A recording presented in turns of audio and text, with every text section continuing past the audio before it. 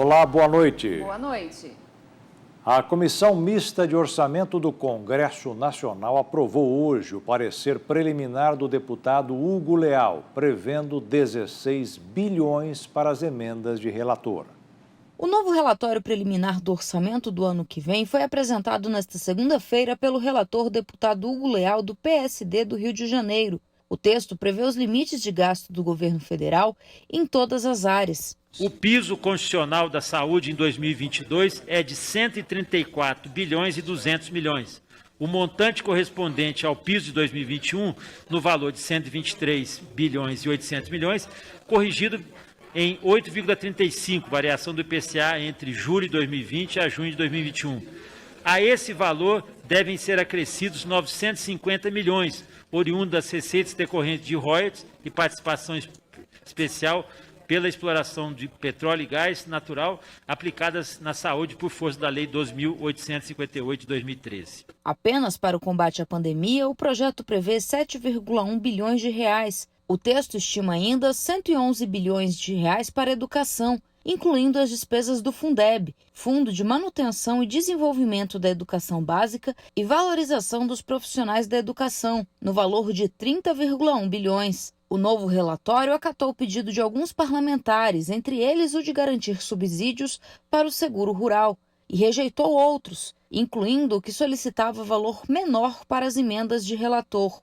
Pelo relatório, 16,2 bilhões de reais terão essa finalidade. O PSOL pediu que o limite fosse de 5 bilhões. O relator destacou que o valor seria insuficiente, mas esclareceu que as emendas devem atender 20 programações de caráter nacional, entre elas sistemas públicos de abastecimento de água e esgoto, construção e aparelhamento de portos e aeroportos, fortalecimento da Política Nacional de Segurança Pública, consolidação do SUS e ações sociais. Deputados e senadores defenderam a manutenção das emendas de relator, mas que, cumprindo determinação do Supremo e o princípio da transparência e publicidade, a aplicação dos recursos tenha mais clareza e sejam facilmente rastreáveis.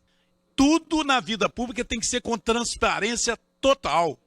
Para isso existem não só os órgãos de controle externo, não é? Tribunal de Contas, Ministério Público, mas aqui dentro dessa casa mesmo e dentro do Poder Executivo. Então tem que ter transparência total. Eu sempre tenho muito orgulho das emendas que indico, divulgo amplamente. E ao longo da história, já participo dessa comissão desde o meu primeiro mandato, lá de 2010, não é a primeira vez que relator apresenta emenda. Sempre que eu saiba, desde que existe a estrutura orçamentária, e isso existe junto com a democracia, tem um relator. O relator apresenta emendas. A polêmica veio a partir de 2019, exercício de 2020, não com a emenda de relator. O problema é a forma de execução. Relator sempre fez emenda, só que fazia emenda no RP2, que são verbas discricionárias do próprio Poder Executivo.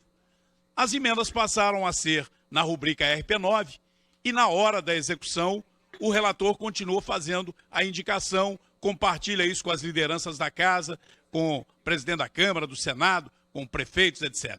Votamos agora, esses dias, complemento à resolução número 1, que é a regra, né, regimental dessa casa, a resolução que orienta como fazer o orçamento. O Congresso tem o direito e tem também o dever de comandar o orçamento da nação, mas deve também defender os preceitos da nossa Constituição, que prezam pela transparência dos atos administrativos, e o que tem ocorrido com as emendas de relator vão contra esses preceitos. Nesta segunda-feira foi aprovado o parecer preliminar do orçamento do ano que vem. Senadores e deputados têm pressa, porque constitucionalmente o orçamento precisa ser aprovado ainda este ano. O presidente da Câmara, deputado Arthur Lira, já sinalizou que pretende encerrar o calendário legislativo no dia 17 de dezembro, sexta-feira da semana que vem.